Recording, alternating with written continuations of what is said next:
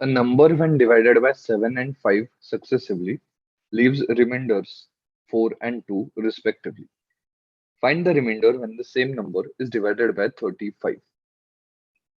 Now, whenever questions of successive division are there, write down the divisors in one line and write down the corresponding remainders below them, like this. Now, what we have to do is cross multiply and vertical addition. Okay, so 2 sevens are 14 plus 4, that is 18. So the number is 18. Now we have to find out the remainder when 18 is divided by 35.